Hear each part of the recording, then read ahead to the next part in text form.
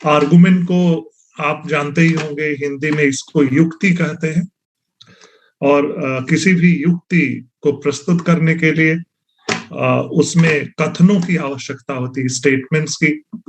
और स्टेटमेंट्स के लिए लॉजिक में, जो फॉर्मल तरीके से हम लॉजिक को देखते हैं, तो वहां पर स्टेटमेंट्स को प्रपोजिशंस कहते हैं, यानी उसको तर्क वाक्य कहते हैं।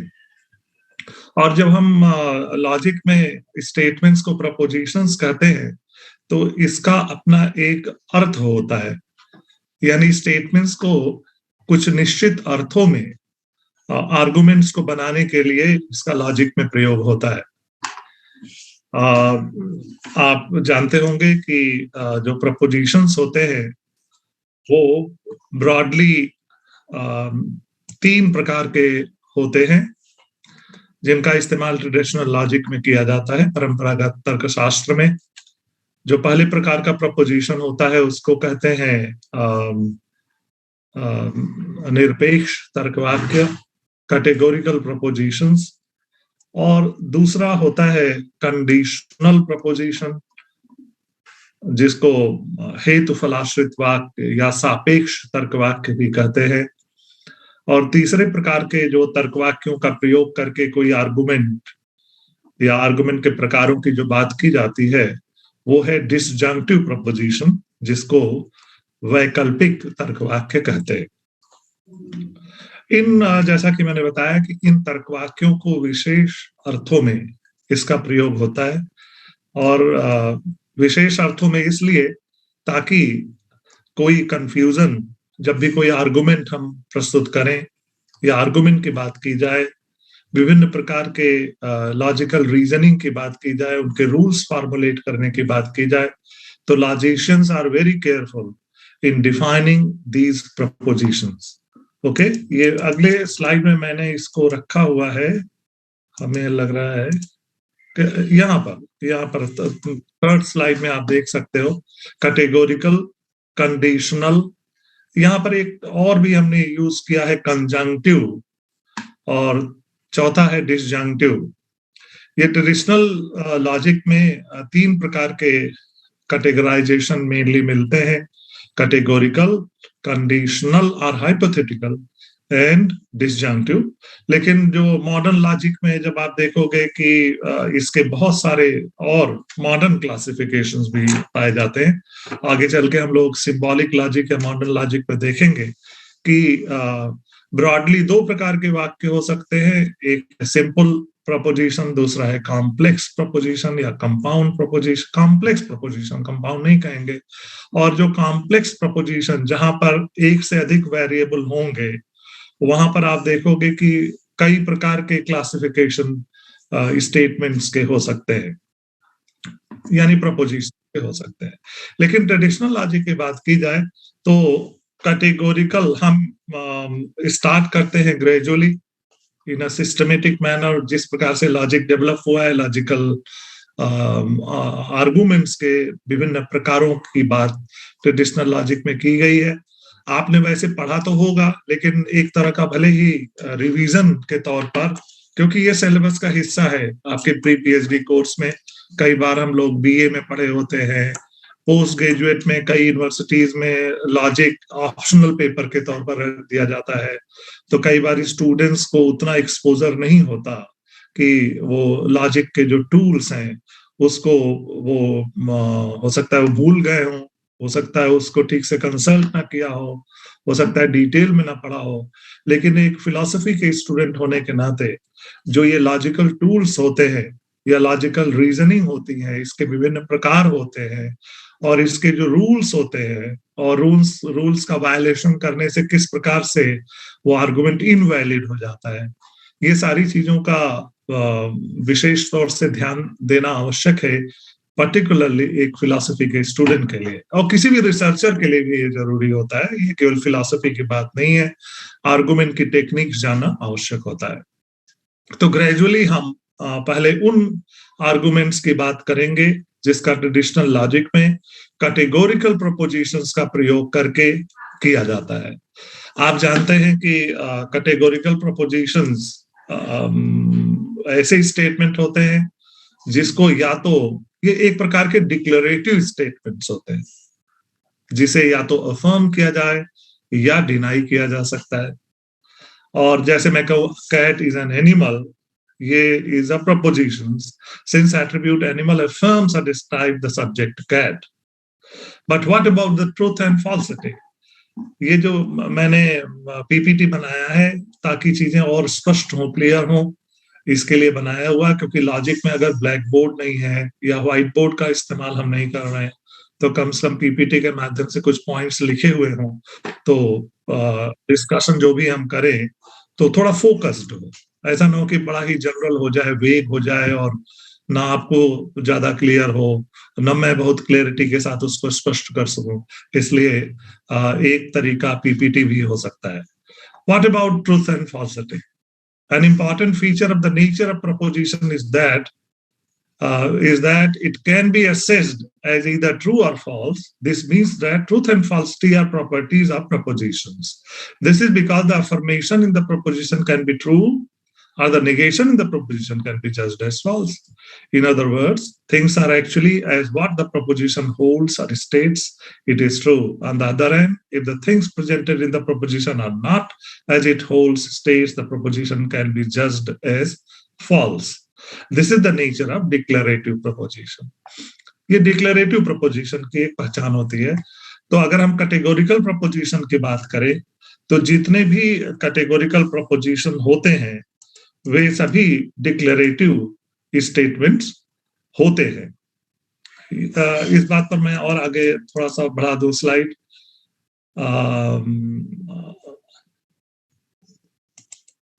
एक सेकंड और बढ़ा दूं। आगे चल के हमने सिस्टमेटिकली इसको बताने की कोशिश की है। यहाँ पर हमको लगता है अगले स्लाइड में होगा वो, लेकिन मैं यहाँ पर बातें बता दूं कि कैटेगोरिकल प्रपोजिशन की अगर बात की जाए, थोड़ा सा आगे चल के और डिटेल में हम कर सकते हैं। आप जानते हैं कि पहली पहचान होती है कि ऐसे स्टेटमेंट्स डिक्लेरेटिव स्टेटमेंट्स होते हैं which could be either true और फॉल्स, जैसा कि मैंने आपको बताया। दूसरा है ऐसे स्टेटमेंट्स, कैटेगोरिकल स्टेटमेंट्स वो स्टेटमेंट्स होते हैं, वो उस प्रकार के डिक्लेरेटिव स्टेटमेंट होते हैं जो सब्जेक्ट प्रेडिकेट फॉर्म के होते हैं, ओके, जिसमें केवल एक सब्जेक्ट और एक प्रेडिकेट का प्रयोग होता है। यानी कैटेगोरिकल प्रोपोजिशंस वो होते हैं जिसमें एक से अधिक सब्जेक्ट या एक से अधिक प्रेडिकेट का इस्तेमाल नहीं होता है। और इन प्रोपोजिशंस में सब्जेक्ट और प्रेडिकेट के अलावा कोपुला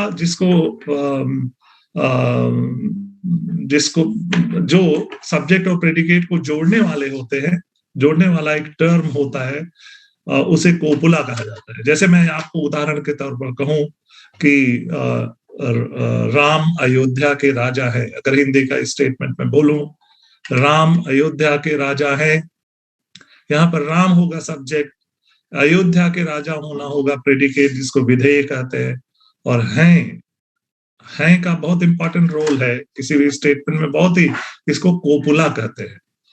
ओके, तो कोपुला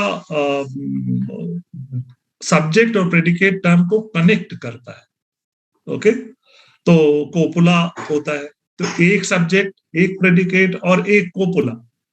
और जो कोपुला होता है उसे विशेष संदर्भ में बड़े केयरफुली लॉजिशियंस इसका प्रयोग करते हैं, और इसके लिए कैटेगोरिकल प्रोपोजिशंस में कोपुला को विशेष तौर से यूज किया जाता है। और जैसा कि आप जानते होंगे कि कोपुला सदैव अफर्मेटिव ये प्रेजेंट टेंस में होना चाहिए, ओके, वर्तमान काल में होना चाहिए। और यहाँ पर जो भी वर्तमान काल में कोपुला को यूज किया जाता है, ये जरूरी नहीं है कि ये किसी फैक्चुअल रियलिटी के बारे में, फैक्चुअली करेक्ट स्टेटमेंट की बात कर रहा हो। यहाँ पर एग्जिस्टेंशियल इंपोर्ट की बात आती है कि कोपुला का एग्जिस्टेंशियल इंपोर्ट क्या है। इसका एग्जिस्टेंशियल इंपोर्ट ध्यान में रखने की जरूरत यह है कि यहाँ पर जो कोपुला है वो सब्जेक्ट और प्रेडिकेट के बीच में केवल एक लॉजिकल कनेक्टिव की तरह इस्तेमाल होता है। वो जो लॉजिकल कनेक्टिव है उसका फैक्चुअल रियलिटी से, वो फैक्चुअली करेक्ट है कि नहीं, इससे मतलब नहीं होता है कि किसी पर्टिकुलर स्टेटमेंट में कोपुला, सब्जेक्ट और प्रेडिकेट के बीच में एक लॉजिकल कनेक्टिव का ही के तौर पर ही इस्तेमाल होता है, और यह एक प्रकार का तार्किक संबंध दर्शाता है, न कि ये किसी फैक्चुअली करेक्ट या रियली क्या ऐसा है क्या इससे, या किसी भी लिंग्विस्टिक कम्युनिटी में इसका प्रयोग किस प्रकार से होता है, इसका क्या अर्थ है, ये इस पर नहीं होता। तो logicians were very careful in defining this copula. तो इसमें जैसा कि कल हमने आपको बताया था कि ऐसे बहुत सारे निरर्थक वाक्य, निरर्थक किसी लिंग्विस्टिक कम्युनिटी में जिस प्रकार से लैंग्वेज का प्रयोग होता है, जिस प्रकार से हम भाषा का प्रयोग करते हैं, और किसी भी लिंग्विस्टिक कम्युनिटी में किसी भी टर्म का क्या अर्थ होता है, कैसे उसका यूसेज होता है, वो उससे लेना देना नहीं है, क्योंकि ये जो लॉजिक की बात होगी ये यूनिवर्सली, एक यूनिवर्सल रूल्स की बात यहाँ पर की जाती है। यानी कोई भी आर्गुमेंट ये किसी भी लिंग्विस्टिक कम्युनिटी के लिए हो सकता है, ये यूनिवर्सल रूल्स है। तो लैंग्वेज की जो लैंग्वेज के कारण कहीं वो वेग ना हो जाए, इसलिए logicians were very careful in using copula in a spatial sense. So it establishes just a logical connection. जैसे मैं कहूं कि जैसे सभी all gold objects are white in color. All golden objects are white in color. This may not be factually correct, okay? Because there may be many golden objects which may be golden in color. Na? They may not be white. We can talk about white gold, though, but golds are normally yellow in color, not white in color. तो यहाँ पर जब भी statement use किए जाए, कई बार होता है, जैसे कल मैंने ये इस्तेमाल किया कि जितने भी मैथमेटिक्स के टीचर हैं सब 7 feet टॉल हैं, तो which is not factually correct, but if you are using this statement in an argument, तो ये यूज किया जा सकता है, एक कैटेगोरिकल प्रपोजिशन के तौर पर इसको यूज किया जा सकता है, ओके? ये कैटेगोरिकल प्रपोजिशन की बात हुई, इसके बारे में फर्दर हम और आगे बात करेंगे। यहाँ पर एक एक करके यहाँ पर बहुत ही जनरल बातें की गई हैं, जैसा कि मैंने आपको अभी बता ही दिया। इसके बहुत सारे एग्जाम्पल हो सकते हैं कि Mohan is a politician, the storm is strong, some men are intelligent, all Romans are hospitable, etcetera etcetera. ये सभी कैटेगोरिकल प्रपोजिशंस हैं। ये अनकंडीशनल प्रपोजिशंस इसको कहा जाता है, जो बिना किसी उपाधि के एक ऐसे डिक्लेरेटिव स्टेटमेंट्स होते हैं जो सत्य या असत्य हो सके, ओके? और इसके कुछ स्पेशल फीचर्स हैं जो मैंने अभी बताया, और आगे चल के कुछ पॉइंट्स इसको और हाईलाइट किया जाएगा। और दूसरे प्रकार के स्टेटमेंट्स वो होते हैं जिसका आर्गुमेंट में, ट्रेडिशनल लॉजिक में प्रयोग होता है, इसको कंडीशनल और हाइपोथेटिकल प्रपोजिशन कहते हैं।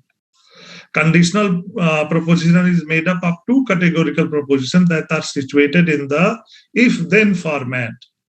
The proposition introduced by the term if is referred to as antecedent. यानी जब ये जो conditional proposition होता है, if-then proposition कहा जाता है। यानी ये वाक्य यदि तो वाले होते हैं, यदि से लेकर तो के पहले का जो पार्ट होगा, कंपोनेंट होगा, उसको एंटीसीडेंट कहते हैं, और तो से लेकर फुल स्टॉप तक, यानी जब तक वो सेंटेंस कंप्लीट हो जाता है, वहां तक के पार्ट को, कंपोनेंट को कॉन्सिक्वेंट कहा जाता है, जिसको हिंदी में फल कहते हैं।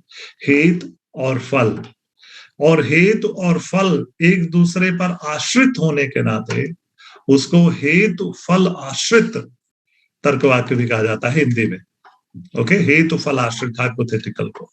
और कंडीशनल को सोपाधिक कहा जाता है, यानी उपाधि युक्त वाक्य। तो इफ देन प्रपोजिशंस ये कंडीशनल प्रपोजिशंस होते हैं। As antecedent A proposition states the condition and the consequent, the proposition stands for the outcome or result. Let us check these examples. जैसे मैंने कुछ example यहाँ पर लिख दिया है. If politicians are not corrupt, then a country will prosper. यहाँ पर if politicians are not corrupt, ये antecedent है, then a country will prosper. ये consequent है. इसी तरह से और भी जो example है, if mother is healthy, then the family will be happy. If a student will study hard, then she will guarantee the graduate with honors. If dogs are fed well, then they will be man's best friend. इस तरह से अनेक प्रकार के वाक्यों जो इस format के, इस आकार के जो भी वाक्य होंगे, जो इफ देन टाइप के होंगे, उनको हम कंडीशनल और हाइपोथेटिकल प्रोपोजिशंस कहते हैं. इसका आर्गुमेंट में, जब भी आर्गुमेंट्स का क्लासिफिकेशन जब आपको आगे देखने को मिलेगा, तो वहां पर इनका प्रयोग आपको देखने को मिल सकता है.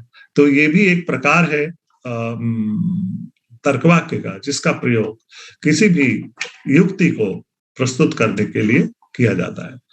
और कंजंक्टिव स्टेटमेंट को आप जानते हैं, जिसको संयुक्त वाक्य, तर्क वाक्य कहा जा सकता है. और conjunctive proposition unites two propositions using the term and. English में एंड बीच में पुट रख के दो प्रपोजिशंस को कंजंक्ट किया जाता है. तो एंड को कहते हैं कंजंक्ट. ओके, ये कंजंक्ट जो है दो प्रपोजिशंस को ये कंपाउंड करता है. Here are some samples of conjunctions. जैसे मैं यहाँ पर बोलूं, Plato is a philosopher and Aristotle is a philosopher. ये कौन सा स्टेटमेंट है? कंजंक्टिव स्टेटमेंट है. और Socrates and Plato are philosophers. Socrates and Plato are philosophers. यहाँ पर Socrates is a philosopher and Plato is a philosopher, यानी दोनों के बीच में एक कंजंक्ट है, जिसको जो एंड से जुड़ा हुआ है. तो ये बड़ी सिंपल सी बात है, कोई बहुत खास बात नहीं है. उसी प्रकार से डिसजंक्टिव प्रपोजिशन भी होता है. इसका प्रयोग होता है तर्क वाक्यों में, जिसको वैकल्पिक तर्क वाक्य कहते हैं. और ऐसे वाक्यों को ईदर आर प्रपोजिशन कहा जाता है, जिसमें दो अल्टरनेटिव्स, दो डिसजंक्ट जो ईदर आर से, या तो या, हिंदी में या तो ये होगा या ये होगा, या तो यह क्राइस्ट चर्च है या यह डीएवी कॉलेज है. इस प्रकार के जो कथन होंगे, जो तर्कवाक्य होंगे, जिनका प्रयोग तर्कवाक्य युक्तियों के लिए किया जा सकता है, को वैकल्पिक तर्कवाक्य कहा जाता है. और जैसे स्टूडेंट इज ईदर डिलिजेंट और lazy, Roldan will take philosophy or education for his college degree. Either we speak in Vissian or in English in the university. A person is either a friend or an enemy. इस प्रकार के जो वाक्य होंगे either are, उसको हम बोलेंगे कि यह एक वैकल्पिक तर्क वाक्य का उदाहरण है. ये बातें मैं ऑलरेडी पहले कर चुका हूं कि इसके बेसिक स्ट्रक्चर ये होंगे. अभी मैं एक दूसरी स्लाइड आपके सामने शेयर करना चाहूंगा. वो होगा कैटेगोरिकल प्रोपोजिशंस की.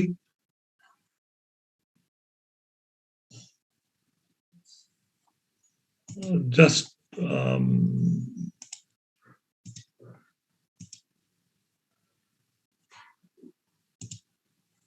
ओके, दूसरी स्लाइड शेयर करने के लिए हमको लगता है यहाँ पर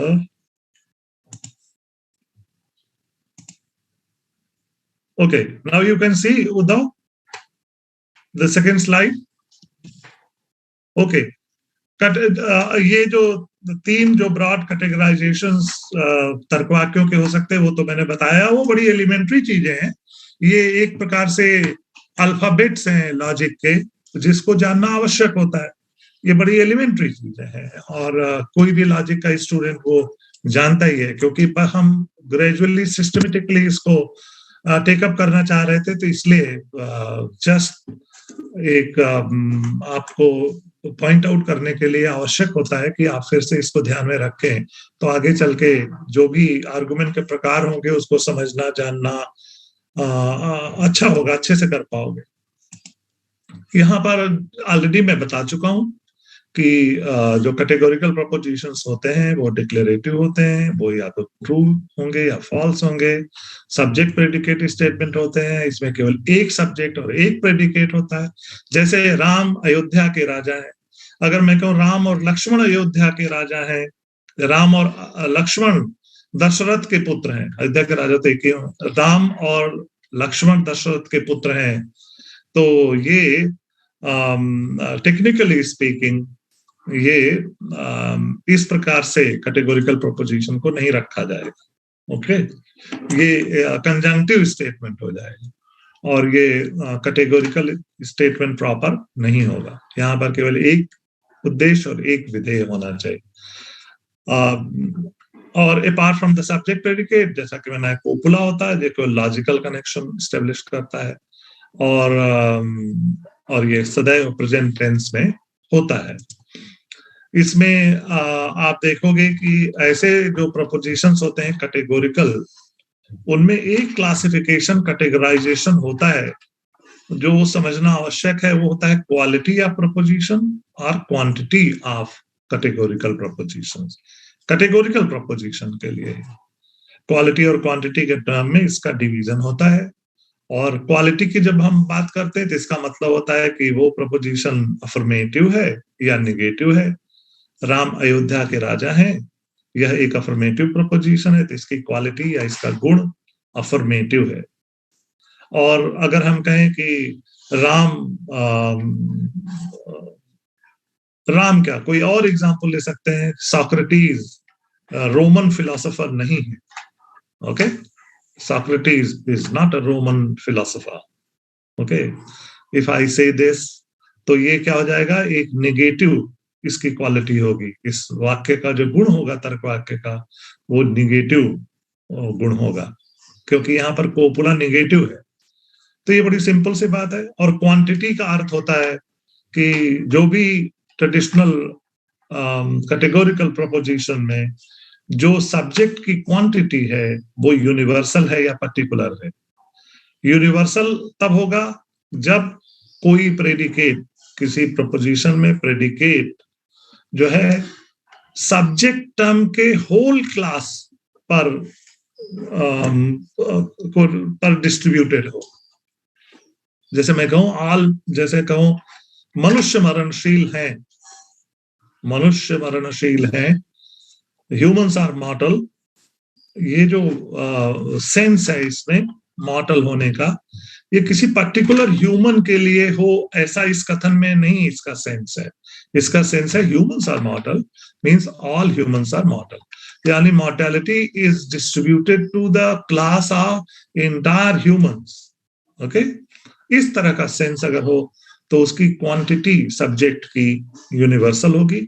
और अगर ये भाव हो कि at least one member of that particular class, यानी जो प्रेडिकेट है वो पूरे इंटायर क्लास पर डिस्ट्रीब्यूटेड ना हो के एटलीस्ट वन के लिए एप्लीकेबल हो, इस तरह का सेंस हो, तो उसको पर्टिकुलर क्वांटिटी वाला कैटेगोरिकल प्रपोजिशन कहेंगे। और इस बेसिस पर अगर फॉर्मली हम लोग बात करें, अगर दोनों बातों को मिला दिया जाए तो 4 प्रकार के तर्कवाक्य हो जाते हैं।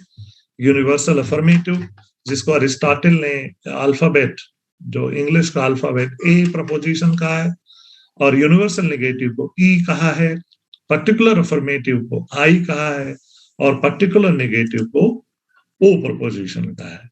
अगर एक एक करके अगर हम चलते हैं देखते हुए, universal affirmative preposition A, all politicians are liars, is a universal. It contains 2 classes. Number 1, the class of all politicians. Okay, all politicians are there. The class of all politicians and the class of all liars, saying that the first class is included in the second. A universal affirmative proposition says that every member of the first class and politicians is also a member of the second class. or in this example, the subject term politician designates the class of all, and the predicate lies in the class of all. Any universal affirmative proposition may be written schematically, formally, as a logical form, all S is P. यानी जितने भी universal affirmative ए propositions होते हैं उसका अपना एक तार्किक रूप होता है, जिसको स्कीमेटिकली हम इंग्लिश में ऑल एस इज पी इस तार्किक रूप में लिखेंगे, लॉजिकल फॉर्म में, यानी सभी ऊ भी हैं। इस प्रकार के तार्किक प्रकार के जो भी वाक्य होंगे उसको हम ए प्रपोजिशन कहेंगे। This is very simple, I think you know. Similarly universal negative English में एग्जाम्पल हम दे सकते हैं, नो पॉलिटिशियंस आर लायर्स, ये यूनिवर्सल नेगेटिव है। It denies of politicians that they are liars. A universal negative proposition says that the first class is wholly excluded from the second, which is to say that there is no member of the first class that is a member of the second. Okay? Any universal negative proposition may be written schematically as, यानी तार्किक रूप से, इसका जो logical form होगा वो English में होगा नो एस इज पी, यानी कोई भी एस को सब्जेक्ट को उद्देश्य कहते हैं, पी को विधेय कहते हैं। अगर हिंदी में कहना हो कि कोई भी उद्देश्य उ वी नहीं है, इस प्रकार के फॉर्म के जो भी तर्कवाक्य होंगे, निरपेक्ष तर्कवाक्य, उनको हम यूनिवर्सल नेगेटिव यानी कैपिटल ई प्रपोजिशन कहते हैं। ओके, ये कैपिटल ई हो गया। उसी प्रकार से पर्टिकुलर अफर्मेटिव आई प्रपोजिशन होगा। Some politicians are liars is a particular affirmative proposition. It affirms that some members of the class of all politicians are also members of the class of all liars. This proposition neither affirms nor denies that all politicians are liars. It is written schematically as, यानी तार्किक रूप से इसको कैसे लिखा जाएगा कि all some S is P says that at least one member of the class designated by the subject term S is also a member of the class designated by the predicate term P. Okay? This you know. Then similarly O proposition, particular negative, इसको हम some S is not P, यानी कुछ U V नहीं है। इसका मतलब होता है कि at least one member of the class designated by the subject term S is excluded from the whole class designated by the predicate term P. Okay? तो इस प्रकार से ये होता है। यहाँ पर ये जो चार प्रकार के निरपेक्ष तर्कवाक्य होते हैं, इसमें डिस्ट्रीब्यूशन ऑफ टर्म्स की भी बात आती है, जिसको हम क्या कहेंगे, डिस्ट्रीब्यूशन ऑफ टर्म्स को, कि जो ए ई आई प्रपोजिशंस होते हैं उसमें ए प्रपोजिशन में आप जानते हैं कि it distribute subject term only. Okay, it distributes subject term only. And whereas the universal negative proposition E distributes both subject and predicate terms, यहाँ पर दोनों ही उद्देश्य और विधेय टर्म डिस्ट्रीब्यूटेड होते हैं। और पर्टिकुलर अफर्मेटिव प्रोपोजिशन I में कोई भी टर्म डिस्ट्रीब्यूटेड नहीं होता है, और पर्टिकुलर नेगेटिव प्रोपोजिशन O में केवल प्रेडिकेट टर्म डिस्ट्रीब्यूटेड होता है।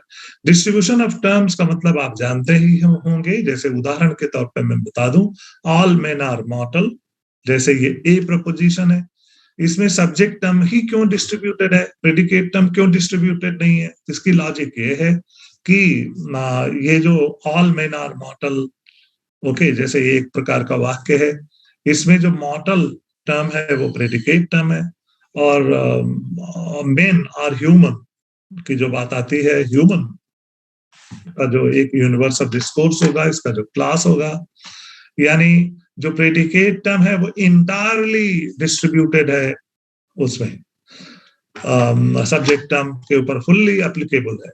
वेयर इसका वाइस वर्सा नहीं, यानी जो मॉर्टेलिटी की बात है, मॉर्टल ह्यूमंस के अलावा भी हो सकते हैं, बहुत सारे एनिमल्स भी मॉर्टल बीइंग्स हो सकते हैं, तो there are more than humans. तो humans they do not distribute the entire class of the mortal beings. तो इसीलिए ए प्रपोजिशन का केवल सब्जेक्ट टर्म डिस्ट्रीब्यूटेड होता है। इसी प्रकार से आपको पता ही होगा, इसी लॉजिक से यूनिवर्सल नेगेटिव ई के दोनों टर्म डिस्ट्रीब्यूटेड होते हैं, और पर्टिकुलर अफर्मेटिव में कोई भी टर्म डिस्ट्रीब्यूटेड नहीं होता, और पर्टिकुलर नेगेटिव प्रपोजिशन ओ में केवल प्रेडिकेट टर्म डिस्ट्रीब्यूटेड होता है। This you know. और ये बड़ा इंपॉर्टेंट पॉइंट है जिसको ध्यान में रखना होता है, तभी हम आगे चल के जो भी क्लासिफिकेशन ऑफ आर्गुमेंट्स की बात आएगी, उसके रूल्स की बात आएगी, वहां पर ये जो पॉइंट है डिस्ट्रीब्यूशन ऑफ टर्म्स का, ये बड़ा महत्वपूर्ण बिंदु होगा जिसको ध्यान में रखना आवश्यक होता है। और आप जानते हैं थ्योरी ऑफ डिडक्शन में is intended to explain the relation premises and conclusion of a valid argument. सबसे जो किसी भी युक्ति या आर्गुमेंट के लिए सबसे आवश्यक ये होता है ना, अगर वो युक्ति है या आर्गुमेंट है तो उसका एक प्रेमाइज होगा, उस प्रेमाइज के बेसिस पर आपने कोई कंक्लूजन डिराइव किया होगा। ओके, ये मिनिमम फीचर है किसी भी आर्गुमेंट का। आर्गुमेंट वो है जहां पर कुछ आधार वाक्य होंगे और उनके आधार पर कोई निष्कर्ष निकाला जाए, तो उसको हम कहेंगे ये एक युक्ति है। और युक्ति बनाने के लिए, आर्गुमेंट बनाने के लिए इन्हीं प्रपोजिशंस का जो हमने अभी बात की, ये जो प्रपोजिशंस के प्रकार है, इनका प्रयोग करके युक्तियां बनाई जा सकती है। तो अरिस्टोटेलियन लॉजिक और मॉडर्न लॉजिक, ये दो खंडों में विभाजित करके लॉजिक को स्टडी किया जा सकता है, लॉजिकल आर्गुमेंट्स को। अरिस्टोटेलियन लॉजिक को ट्रेडिशनल लॉजिक कहा जाता है, और यहाँ पर जो कैटेगोरिकल प्रोपोजिशंस का प्रयोग करके किस प्रकार से हम आर्गुमेंटेटिव आर्गुमेंट्स के क्लासिफिकेशन कर सकते हैं, इसको लेके हम आगे प्रोसीड करेंगे। और ये जो कैटेगोरिकल प्रोपोजिशंस हैं, they affirm or deny that some class S is included in some class B in whole or in part। ये हम ऑलरेडी कर चुके हैं, और ये आपको ये भी बता चुके हैं AEIO का जो लॉजिकल फॉर्म होगा वो क्या होगा, और कंक्रीट एग्जांपल्स क्या हो सकते हैं। All politicians are liars, no politicians are liars, some politicians are liars, some politicians are not liars। यानी उद्देश्य विधेय अगर एक ही हो तो किस प्रकार से AEIO प्रपोजिशंस बनाया जा सकता है। all SRP, no SRP, some SRP, some SR not P, ये जो लॉजिकल फॉर्म है, इस तरह से इसको बनाया जा सकता है। तो ये बातें जो मैंने आज आपको बताई, ये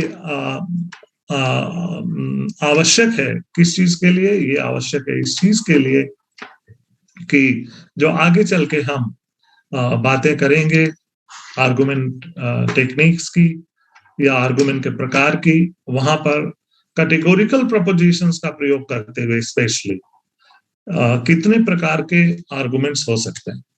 आगे की क्लास के लिए मैं अभी से बता दूं, वो जो थर्ड स्लाइड में है, लेकिन उसका एक प्रील्यूड की तरह मैं कुछ बातें यहाँ पर बताना चाहता हूँ कि आगे के डिस्कशन में हम दो प्रकार के आर्गुमेंट्स, जिसमें कैटेगोरिकल प्रपोजिशंस का प्रयोग करके दो प्रकार के आर्गुमेंटेटिव टेक्निक्स की बात आगे चल के करेंगे, जिसमें पहला होगा इमीडिएट इन्फ्रेंसेस। इन्फ्रेंस भी एक प्रकार का आर्गुमेंट होता है, आप जानते हैं। और इन्फ्रेंस, जिसको हिंदी में अनुमान कहते हैं, तो अनुमान एक प्रमाण के रूप में भारतीय प्रमाण मीमांसा में भी इसका काफी डिस्कशन है, इलाबोरेट डिबेट और डिस्कशन है। जो विभिन्न प्रकार के स्कूल्स हैं, जो दार्शनिक संप्रदाय हैं, वहां पर इसका अच्छा खासा डिटेल में एक डिबेट के तौर पर अनुमान प्रमाण को हम देखते हैं। तो अनुमान दो प्रकार के होंगे। अगर हम इन्फ्रेंसेस की बात करें या आर्गुमेंट्स की बात करें, तो एक होगा इमीडिएट इन्फ्लुएंस और दूसरा होगा mediate influence.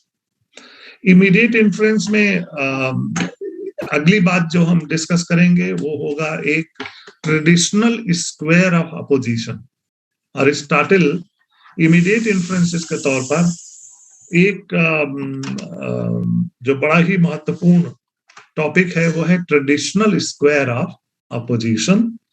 Traditional square of opposition में हम क्या अरिस्टोटल ने बात की है एक स्क्वायर की, ओके। और ट्रेडिशनल स्क्वायर ऑफ अपोजिशन उन तर्क वाक्यों, उन्होंने 4 प्रकार के अपोजिशन की बात की है, यानी जो AEIO प्रपोजिशन आप यहाँ सामने देख रहे हैं। उन्होंने कहा कि ट्रेडिशनल स्क्वायर ऑफ अपोजिशन वहां एप्लीकेबल होता है और उन 2 प्रकारों के बीच 4 प्रकार के संभावित विरोधों की बात उन्होंने की है। और उसके लिए एक प्री कंडीशन उन्होंने बताया कि ऐसे वाक्य, ऐसे तर्क वाक्य यानी निरपेक्ष तर्क वाक्य, यहाँ जब तर्क वाक्य की बात करें तो निरपेक्ष तर्क वाक्य जिनके उद्देश्य और विधेय एक जैसे हों, okay. Traditional square of opposition के लिए जो प्री कंडीशन है कि ऐसे तर्क वाक्य, ऐसे निरुपाधिक तर्क वाक्य, कैटेगोरिकल प्रपोजिशंस जिनके उद्देश्य और विधेय एक हों, परंतु उसमें या तो गुण भिन्न हो या उनके परिमाण भिन्न हो या गुण और परिमाण दोनों भिन्न हो, ओके। ऐसे तर्कवाक्यों के बीच में जो संबंध होगा उसमें 4 प्रकार के विरोध प्रस्तुत हो सकते हैं। जैसे सामने आप देख रहे हैं ना, अगर हमने एक ही उद्देश्य और एक ही विधेय का इस्तेमाल करके ये जो एग्जाम्पल बनाया है, ऑल पॉलिटिशियंस आर लायर्स, ये यूनिवर्सल अफर्मेटिव ए है, okay. And no politicians are liars, ये यूनिवर्सल नेगेटिव ई है, ओके। आप देखें कि अगर मैं कहूं all politicians are liars if this statement is true, okay. अभी मैं उस पर नहीं जाता हूं, अगली क्लास में जाऊंगा, जस्ट यहाँ पर एक प्रिल्यूड की तरह मैं ये बातें कर रहा हूं। तो आप खुद देख सकते हो कि if all politicians are liars this statement is true, okay, suppose this is true, then what about no politicians are liars. इसके आधार पर आप दूसरे वाक्य को जिसमें सेम उद्देश्य और वही विधेय इस्तेमाल किया गया, उद्देश्य विधेय, तो इसके बीच में किस प्रकार का विरोध संबंध है। ये दोनों एक साथ क्या सही हो सकते हैं? All politicians are liars and no politicians are liars, आप बताएं उद्धव? नहीं हो सकते ना, नहीं हो सकते। लेकिन अगर मैं कहूं all politicians are liars therefore some politicians are liars, क्या ये आपको obviously ट्रू होगा? Something which is true for all is by implication true for some, because जो सभी के लिए लागू हो रहा है तो कुछ के लिए तो लागू होगा ही। But what about the last one? If all politicians are liars, if this is true, then what about some politicians are not liars? Yes, not necessarily true. No, if all politicians are liars, if this is true, then what about some politicians are not liars? This is definitely not true. Okay. अब इसी चीज को explain करने के लिए ना, यहाँ पर जो आपने हम लोग ये संबंध देख रहे हैं, अरिस्टोटल ने क्या किया है कि he talks about a traditional square of opposition. तो एक स्क्वायर बनाते हैं जिसकी चर्चा हम लोग आगे करेंगे, जिसमें टॉप एंड पर, ओके, टॉप एंड पर वो यूनिवर्सल प्रपोजिशंस को रख देते हैं, ए और ई को, और बॉटम एंड पर दोनों कॉर्नर्स पर वो पर्टिकुलर प्रपोजिशंस आई और ओ को रख देते हैं, okay. So A E and I and O. तो आप देखोगे फिर उसको दोनों एंड्स को क्रॉस कर दिया जाता है। फिर उन्होंने 4 प्रकार के विरोधों की बात की है कि यहां पर आप देखोगे कि 4 प्रकार के विरोध दिखाई देंगे। पहला टॉप एंड में ए ई के बीच में, जिसको उन्होंने कॉन्ट्रेरी अपोजिशन का नाम लिया, जिसको विपरीत विरोध कहा जाता है। ओके, और जो बॉटम एंड रिलेशन है आई और ओ के बीच में, आई ओ का मतलब होता है कि जैसे यहां पर देखेंगे, some politicians are liars and some politicians are not liars. If this is true, then what about this? If this is false, then what about this? Okay, and vice versa. इसके बीच का जो संबंध है उसको उन्होंने कहा है सब कॉन्ट्रेरी रिलेशन, अनुविपरीत विरोध।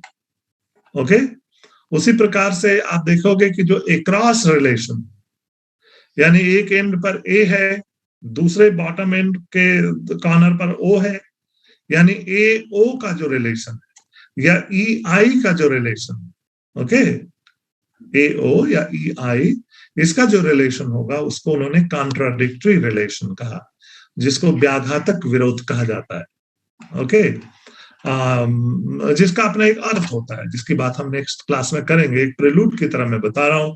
उसी प्रकार से जो आप देखेंगे कि टॉप एंड पर उन्होंने यूनिवर्सल रखा, बॉटम एंड पर उन्होंने पर्टिकुलर रखा, तो ये जो साइड वाला रिलेशन है ए और आई का, और दूसरे एंड पर ई और ओ का, ये किस प्रकार का रिलेशन होगा, यानी A all politicians are liars and some politicians are liars, ये जो रिलेशन है ए और आई का, या no politicians are liars and some politicians are not liars, जो दूसरे एंड पर है, इस रिलेशन को उन्होंने सब अल्टर्न रिलेशन कहा है। सब अल्टर्न, जिसको उपाश्रयण का विरोध कहा जाता है, और इसका अर्थ समझना होगा। ये भी जब इमीडिएट इन्फ्लुएंसेस की बात आ रही थी तो उन्होंने इस पॉइंट को, इस कॉन्सेप्ट को इंट्रोड्यूस किया, जो ट्रेडिशनल स्क्वायर ऑफ अपोजिशन कहा जाता है। लेकिन इसके लिए आवश्यक ये होगा कि ये उन्हीं दो तर्क वाक्यों के बीच में हम लागू कर सकते हैं ट्रेडिशनल स्क्वायर ऑफ अपोजिशन को, जिनके उद्देश्य और विधेय एक जैसे हैं, और डेफिनेटली वे गुण की दृष्टि से या परिमाण की दृष्टि से या दोनों दृष्टि से अगर भिन्न होंगे, तो उनके बीच का जो विरोध होगा, जो अपोजिशन होगा, वो कितने प्रकार का हो सकता है। तो मैंने जैसे कि बताया कि 4 प्रकार के विरोधों की बात उन्होंने ट्रेडिशनल स्क्वायर अपोजिशन के माध्यम से की है, और वो 4 हैं। पहला कॉन्ट्रेरी, दूसरा है सब कॉन्ट्रेरी, तीसरा है कॉन्ट्रडिक्टरी, एंड चौथा है सब अल्टर्न अपोजिशन, जो वाक्यों के बीच पाया जाता है। तो यहाँ पर अगर ट्रूथ और फॉल्सिटी के बेसिस पर अगर जो भी आर्गुमेंट दिया गया है, आपसे पूछा जाए if all politicians are liars then what about 2, what about 3, what about 4, तो आपको क्या करना पड़ेगा, ट्रेडिशनल स्क्वायर ऑफ अपोजिशन लगाना होगा, क्योंकि सभी के उद्देश्य विधेय एक है।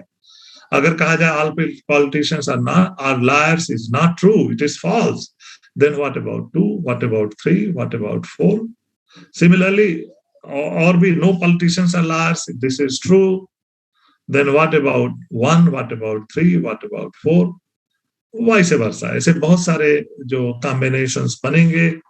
अगर आपको इन चारों प्रकार के विरोधों के बारे में पता हो, इनका मीनिंग क्या है और इनका अर्थ क्या है, तो आप एक के सत्य होने पर दूसरे के सत्य या असत्य होने का जो को डिटरमिन करना, ये आप कर सकोगे।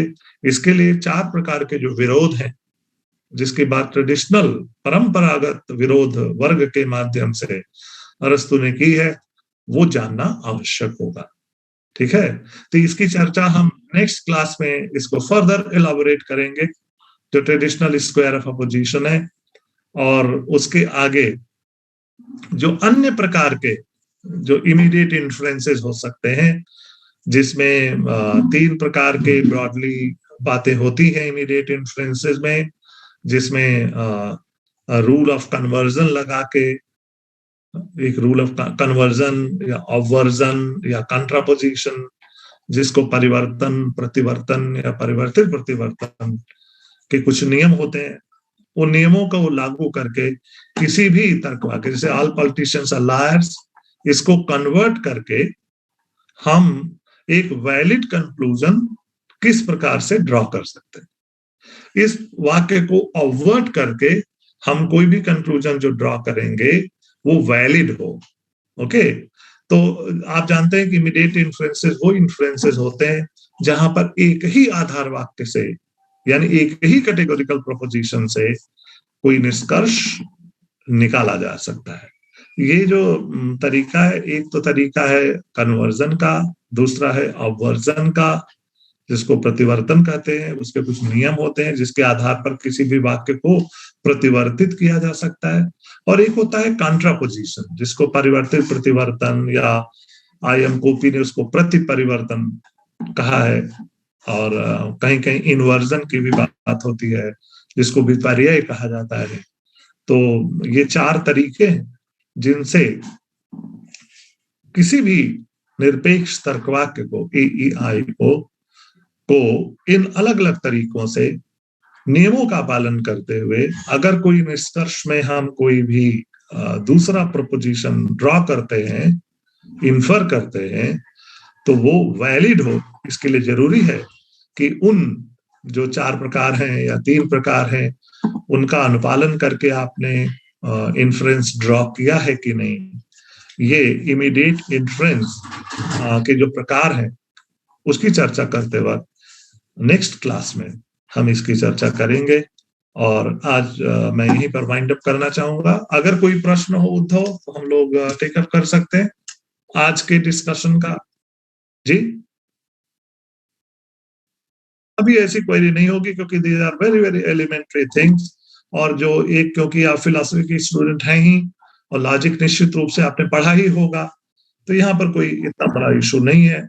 एक प्रकार से आपका रिवीजन ही हो रहा होगा। तो लेकिन ये रिवीजन भी कई बार बहुत जरूरी होता है, और आगे चल के इनका प्रयोग कहीं ना कहीं और क्लियर होती है चीजें। जितनी बार आप कंसल्ट करें, रिफर करें, फिर से रिवाइज करें, तो चीजें स्पष्ट होती हैं।